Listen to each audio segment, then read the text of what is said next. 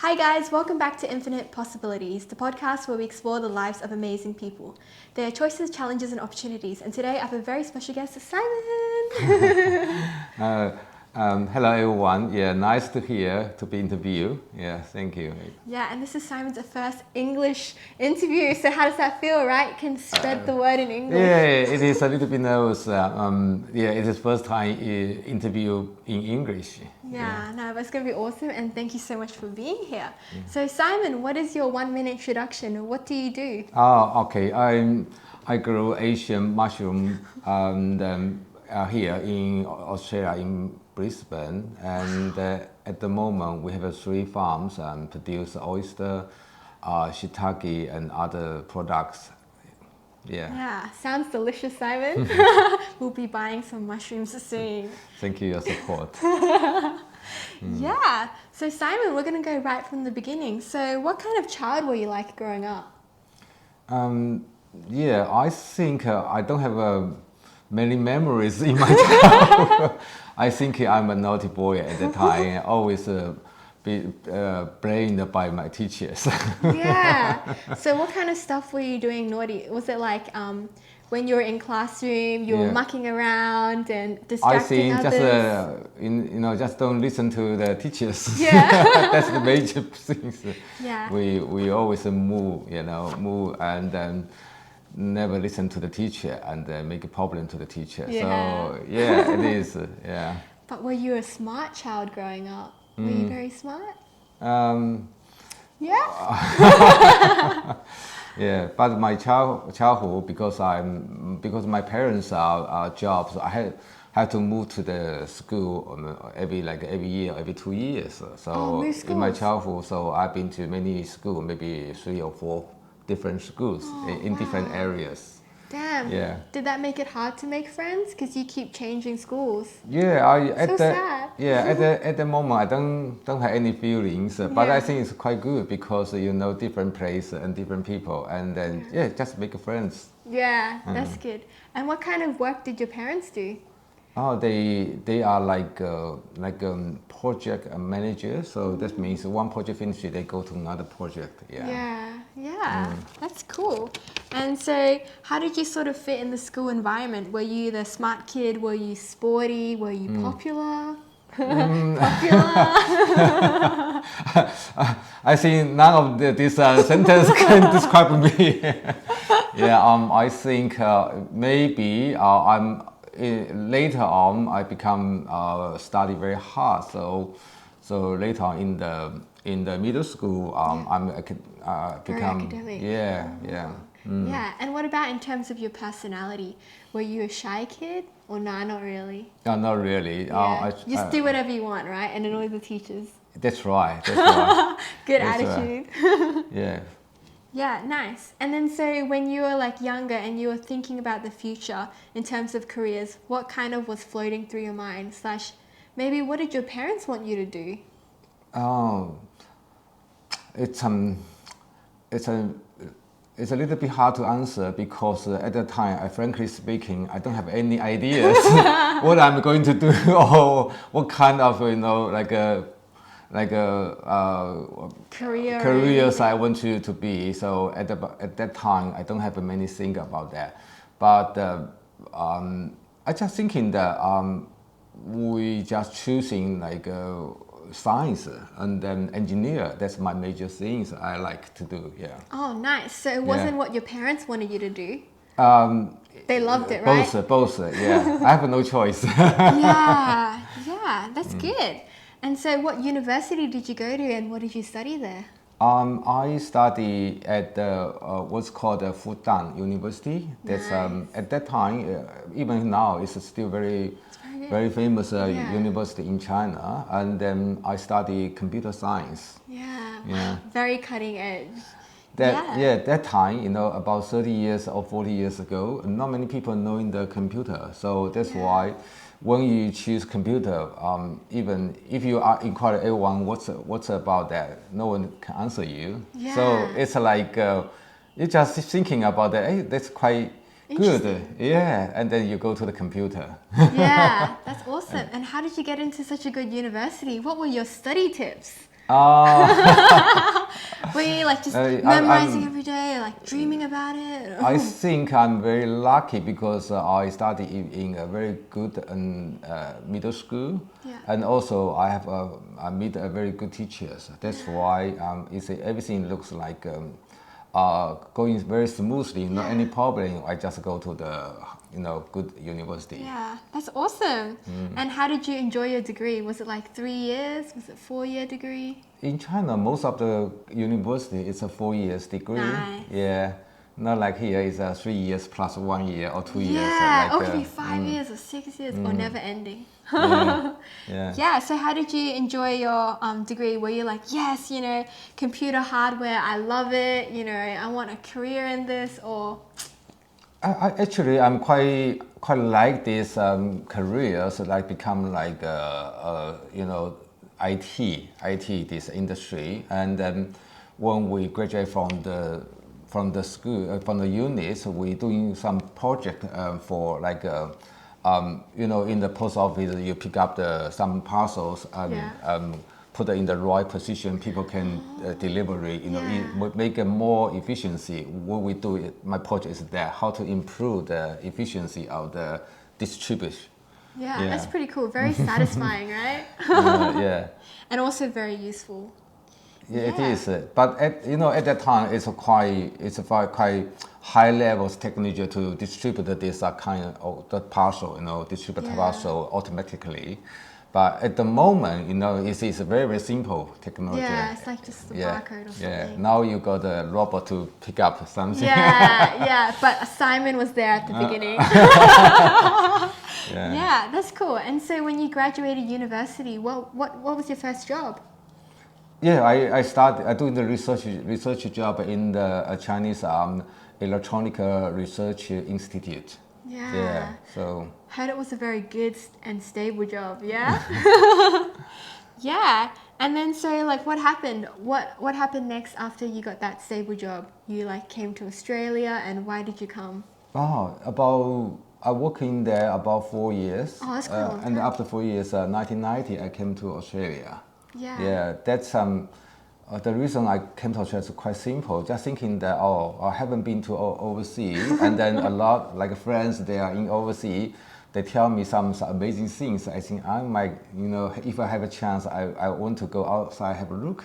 This is a simple the wishes I want to go. Yeah. So that's why I make decision going to overseas. Yeah. Was it hard to leave the stable job? Were you very anxious or nervous, or were you like, oh, new adventure?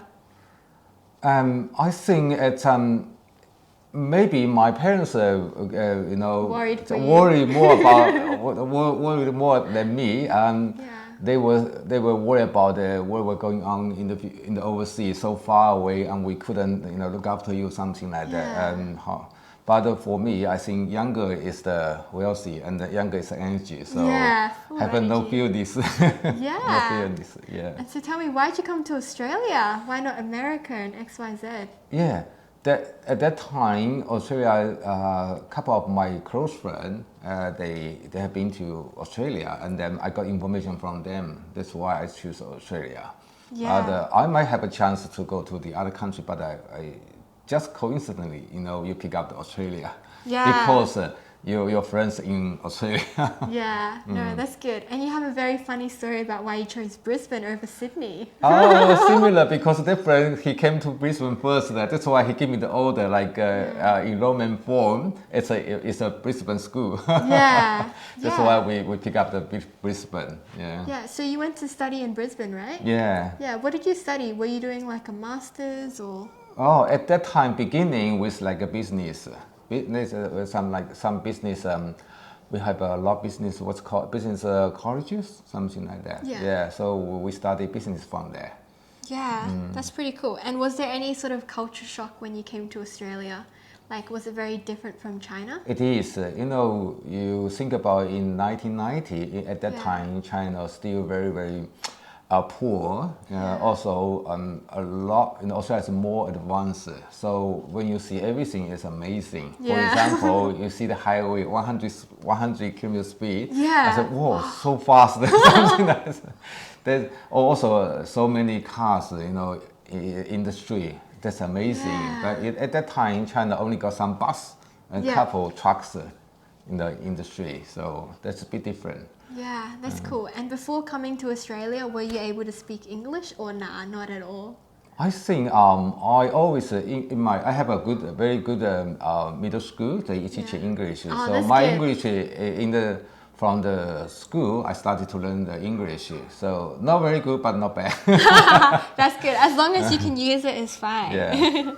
Yeah, sweet.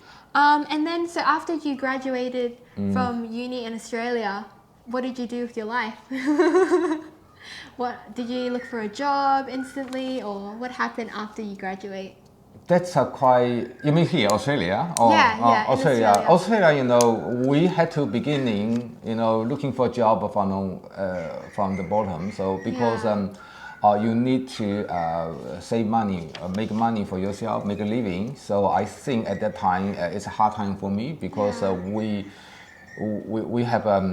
we had to save money for the tuition, also save money for the living cost. So that Yeah. at the moment you had to work, many jobs for earn this money Yeah, for wow. the So living you're and then working and part-time yeah, studying. and part-time study, yeah, at the moment. So I think the first 3 years is very, very hard for us. So we do everything, like kitchen hand, like Yeah. cleaner. That's the two most jobs I do. Yeah. And also other like factory hands or part-time jobs, something like that. Yeah. Yeah, that's very good. Yeah. Yeah, and then so after graduation, was it easy to get a job or not? At that time, 1990, 91, I think the job is very, very hard to find out a job. And then people do any job just to make a living. So, when in the new farm, if you walk around, you find some factories, they put outside a sign in Chinese, say there no Yeah. job. Yeah, In that Chinese, sucks. that means very hard to It find job. hurts. Yeah. Yeah, I think there are too many people probably in the to ask a job, so they just thinking, oh, it's better just put a sign outside. So I saw the one. So at that time, it's very, very hard. Yeah. Not like now, all the factories there's job vacancy, and then they shut up like a worker. Yeah. Big different. Yeah, that's true. And what was your first job then? How did you support yourself after graduating? We're doing some factory hand. We in the Bundaberg sugar mill. Nice. In the inaugural, I work in there as a part-time worker there. Yeah. Yeah. So make a living. Also some part-time job like a cleaner and kitchen Yeah. hand and Did you- delivery, something like that. Yeah, wow, very like labor heavy work. Yeah. Yeah, and at any point in time, did you want to go back to China? Because it would have been so easy to maybe like find a similar job that you had before. Yeah. You can go back to China anytime, but at that time, you can't because there's so big difference in China. My monthly income like 20 Australian dollar. Yeah. Okay, so here you make it 2 hours, and Yeah. then it's a You eat a meal and it's gone. yeah, that's a big difference with the income. Second thing is that I get familiar with here also also I like here. So Yeah. and then we got the PR for Australia. So we just made decision we live here now. Yeah, yeah. No, that's awesome. And then tell me about the photo frame business. How did that come about? You're very entrepreneurial from like the beginning. Frankly speaking, in China, I'm doing the research job, so I never touch a business area. So Yeah. I know nothing about the business. But when you came to Australia, you every day you talk to so many people, and then you get some idea, and also your friends ask me, oh, come on, we can do something together, blah, blah, blah, something like that way. So that's why you start to get familiar with this business. And then slowly, the like a business, investment, something like that. Yeah. Yeah, that's cool. Yeah, so I think Australia is a very, very, very, very wonderful place to help people to get into their goal. That's a great place. Land of dreams. Yeah, that's right. Because they are so friendly, environmental. So so we don't have a much trouble like set up like a business or set up a factory, and also you get a lot help for you step by step by the government. Oh, that's so good. Yeah. And also another question about the photo frame business. So, like, how did it start? Like, how did you get the idea of photo frame? Why not do tables? Why not do chairs? This is something like when you just following up, you don't have much ideas because I work in the framing shop as a factory hand. Yeah. So then I later on, maybe 1 or 2 years later, I got a chance. The boss want to sell the business or sell one shop. Then we took over and then we run this business. So just as simple as that. Yeah, that's cool. And did you take it over with a couple of friends, like 2 other friends? Yeah. We take it like we have 2 shops at the time, and then we have partners doing together. Yeah. So I look up the shops, my partner look up the factory. Yeah, something like that. Was it even like more harder work than being a factory hand, being the owner? Was it a lot more tiring? Very big difference is we treat this business as your only income way. So we do running this business very hard. Yeah. So it doesn't matter Sunday or evening. It doesn't matter overtime work. No, that's awesome. Well, good on you. Yeah. And then you also went to China to continue the business, or what was it? Oh yeah. That's we try to get some.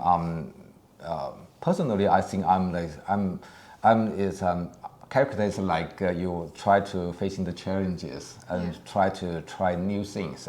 So if when a friend in China like asked me to go to China try this business, I'm happy to take it. Take it.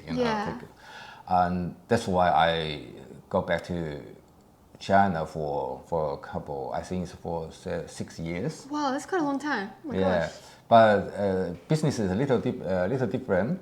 We running like a gift factory, not like only picture framing factory. So that means we're doing all other like gifts, like souvenir gifts in China. Oh, that's pretty fun. And was your business more successful in Australia or in China? I think it's very hard to say which way is successful because they're running totally different. Australia more like a market. They follow up the market. If the market is good, your business is good. Yeah. So you need to catch up the market, the information. The China doing business is more like a personally. If you make a friend with this one company's head, they make it okay. We take your products. That's it, simple. Oh, that's easy. Yeah. So one is you treat the market. One is in China you treat with people. Yeah. Different. That's interesting. Yeah. Yeah. And then when did you decide to exit the photo frame business? 2005, I make decision that we go back to Australia. So you're facing the challenge is that you're still doing picture framing business or you try another one. So I at the time I feel a little bit tired of this picture framing. I think I running this business for over 10 years. I think maybe we need to try a new business. So that's why we make decision. The other coincidence is that in China, I just first contact with one of the mushroom farm. Yeah. And then I say, that's a very, very good product. Maybe we can try in Australia. That's give me another idea. So yeah, we start from there. Yeah, that's amazing. And what was so interesting about mushrooms that you decided to look more into it? Because you didn't have too much background about mushrooms. Yeah. In China, I bring a friend from Japan. He's looking for some agricultural products from China. So I bring him to this mushroom farm. And then this is the first time I knowing the mushroom. I remember that at the time we have mushroom dishes, all mushroom dishes for the whole party. So we have over like 20 different variety party of mushrooms, different dishes. It really shocked me. Wow, so nice, so beautiful. I might try in Australia. Yeah. That's why I'm thinking about that. We might try in Australia. So this is one thing. Second thing is that when we start to do this business, I still not very comfortable. Yeah. Then that Chinese the company, they try to teach me and sell the product to me. Yeah. And he just told me that he said, Simon, I'm a present. I'm 60 years. I can do that. You are graduate from the university. You are more smart than me. Why you can't do that? Aww, I think, that's so encouraging. Yeah, I think it sounds right. Yeah. So why we can't do that? Yeah, if other people like these guys and old guys, no education, they still can do this successful business. Why can't we? So that's why I made decision we can do it here.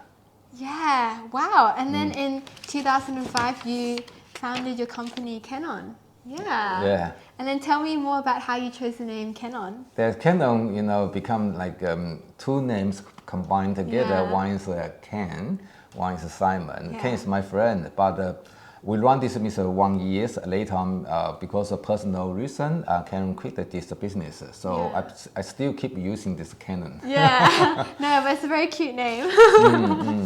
Yeah, that's cool. And so tell me about the early days of starting Kenon. Like, how hard was it, and how, like, did the Australians love, Chinese mushrooms or? Yeah, always the market. When we first run this business, the market is very, very small. Yeah. So a lot of people don't know the like Asian mushroom. So that's why a lot of people ask me is that how to cook them. Yeah. How to this is the most popular question I need to answer. The second thing, people don't know much about mushroom. They will ask me the quality, because the mushroom you put in there for a while, it will grow another spawn, right? Yeah. They think there's no fresh, so they will keep asking me these things. Wow, so, must be so annoying. So this is hard, I think, and also we selling very small products in the Brisbane market, also here in Asian market. So I think the market is quite small at the moment. So slowly we start to growing our business. Yeah, and what was the first mushroom type that you sold in Australia? We call oyster mushroom. Oyster mushrooms. Nice. Oyster mushroom. So what is the best way to cook mushrooms, in your opinion? Simple way, just like Chinese hot pot. You put everything in the boiled water. So boring. Yeah. Yeah, and kind of curious, what is your favorite mushroom type today? I don't know if you still like mushrooms after being in the business for so long. I like mushroom. I like eat all the mushroom. Any mushroom. You must have a favorite though. Come on, one favorite from Simon. I quite like shiitake mushroom, king oyster mushroom, oyster mushroom. This I think it tastes good anytime. Easy, quick, very very easy to cook. Yeah. And whatever, like you just put in the hot pot, or you just stir fry, or you just cooked boil or something. It's all simple. Yeah, that's very awesome. simple. I also heard that it was very hard for you to grow your own first mushrooms. So how was that experience? Because we start from the scratch, so that means even me don't know much about the mushroom. Yeah. We have to doing business while you are studying together. Doing studying, and slowly we get familiar with this industry. So yeah. So how did you start in the beginning? Did you buy like a block of land and then start trying to grow mushroom, or you start trying to grow mushroom in your backyard, or what were the early days? Early days, you doing the one business, you can't make your big goal in one step. So normally just you have like several steps. So like we start our business in a renting place, maybe just a very small area in the factory we rent, and 2 years later we buy the house, we grow in our backyard. Very good. Yeah, also we build our own share to grow, because they have normally in in your backyard. You don't have like a existing share. You have to build your own. And later on, we buy another farm. We set up a big mushroom areas. So yeah. Yeah, So that's awesome. Yeah, so cool to grow in your own backyard and then build a farm and then. Yeah, that's right. there. That's right. Yeah. I know like Microsoft will it start from backyard. Yeah. All the great things start from the backyard. Yeah, and so tell me, how hard is it to grow mushrooms? Like, do they require a lot of sunlight, or do you always have to look after them every day, or? It's not very hard to grow mushroom. Good to know. Even you can bring one mushroom logs growing in your home. Very like a hobby, fun, like a hobby. Yeah. It's easy, but to growing like the richer there's a industry yield. Yeah. You need to put a lot attention to them, like humidities, like humidity, temperatures, ventilation, and also some lights. So they all will affect the mushroom growth. So you need to control these 4 elements. Make it best to grow mushroom. Yeah. Damn, that's so hard. Yeah, and what are all the mushroom types that you currently now have? So you have oyster mushroom, shiitake mushroom. You probably do cup mushroom. Yeah, we don't do cup mushroom. No, that's Australia traditional mushroom. We Yeah, don't do. okay. You only do the Asian mushroom. Yeah. Yeah. What other mushrooms are there? King oyster mushroom Yeah. and shimeji mushroom. Yeah. Yeah, this is major mushroom product you can find in the market. Yeah, that's cool. And yeah, I heard that you also grow the mushrooms. No preservatives. No. Mushroom is a kind of spawn, so it must grow in a very clean environment. Yeah. So that means you can't put fertilizer or some killer, insect killers material chemicals in it.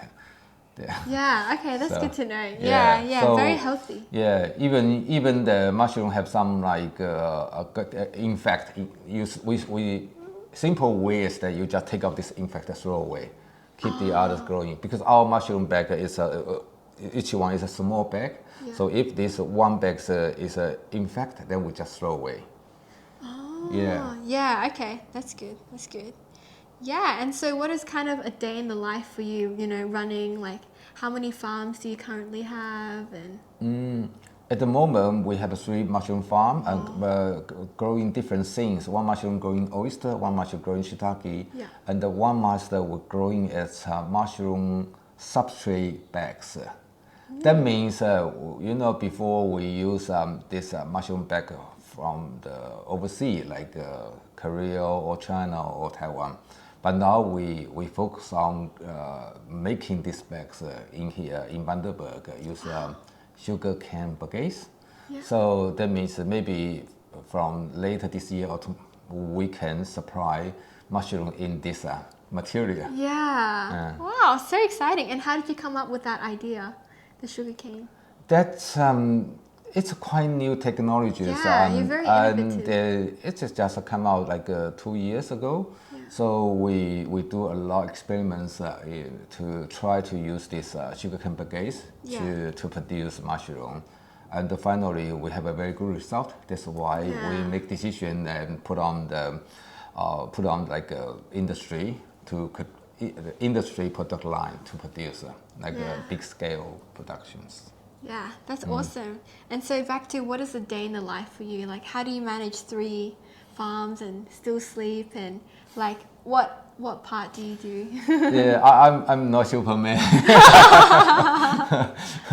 If I concentrate on one thing, why am I just missing or am I just ignoring other things? Yeah. But I try to balance these 3 farms, also balance with my life, and But actually, I really like my business and my career. So I like this.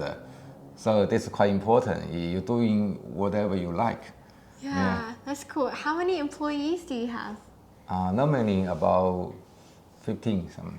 Wow, that's so small. I thought there'll be more because you have 3 farms. Oh, each farm we grow different mushroom because the Bundaberg one in the future we might hire more people, but at the moment we are in the testing period, so not many people there. Yeah. And the other two farms we pick up mushroom, manage mushroom, packing mushroom, deliver mushroom. Yeah, enough.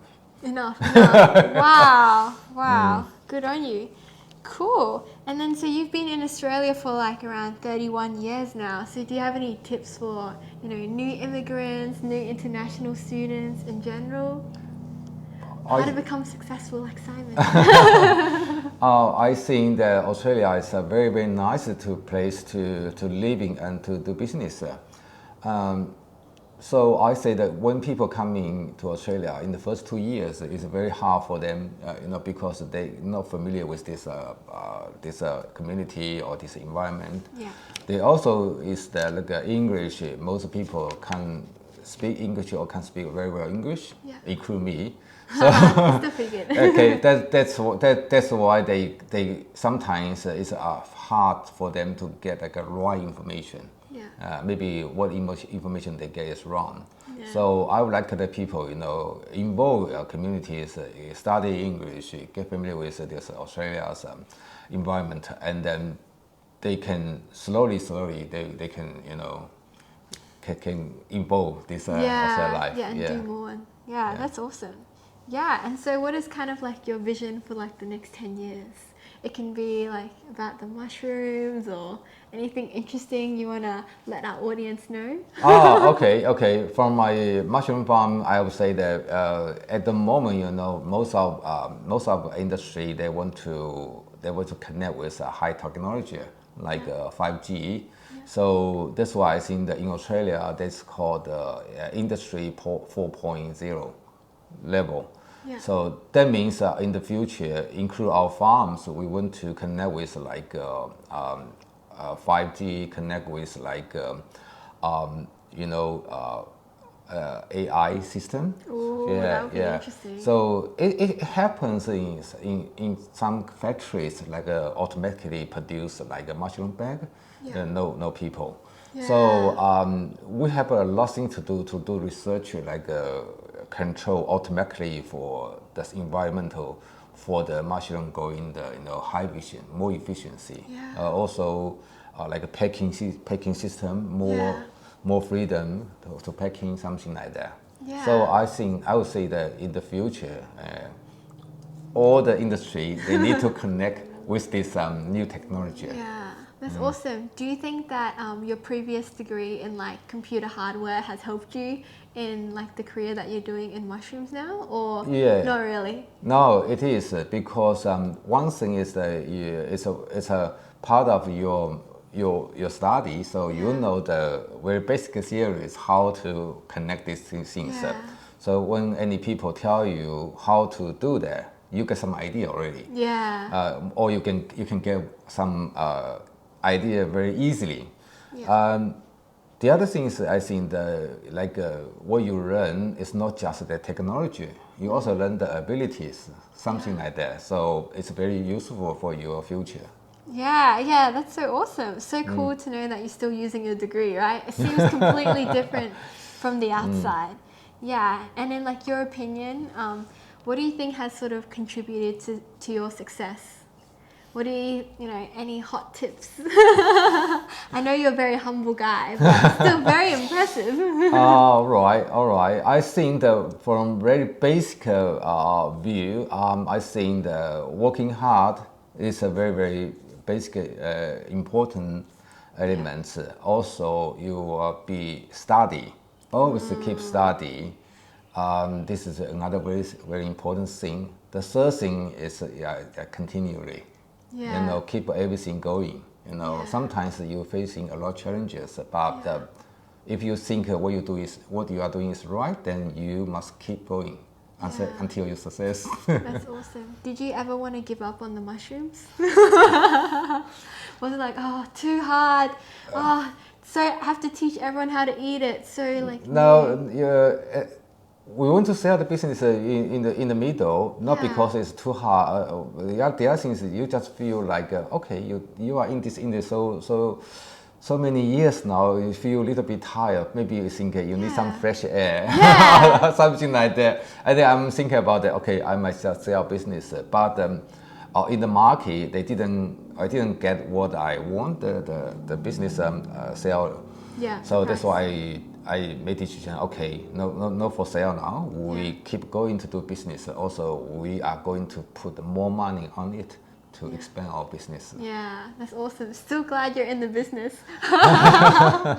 Yeah, that's cool. And what else do you do other than mushrooms? You told me that you have a few other hobbies. Yeah, except the mushroom, we're doing some other business like real estate, like development, or some like a media company, something like that. Also doing some like community jobs. Yeah. But I think it helped me. It helped me because I don't want like I don't want to be just only knowing mushroom. Mushroom Simon. Yeah, mushroom is one of my major things, major business. But I still want to keep in touch, doing other things to make a balance or to make me feel like full of energy. Yeah, that's awesome. Tell me about the sort of communities you're involved in and what kind of work do you do? Oh, okay. At the moment, we are doing some very significant event. We have a company called St. George Chinese Community Memorial Committee. So long. Okay, what this for is that we try to get the fundraising for 150 years ago. People, the first migration from of China, they moved to the Sydney, moved to the St. George, 500 over here, from here. Yeah. They live in there as a shepherd. And then after that, they have many generations, like the fifth generation around Brisbane or even around Australia.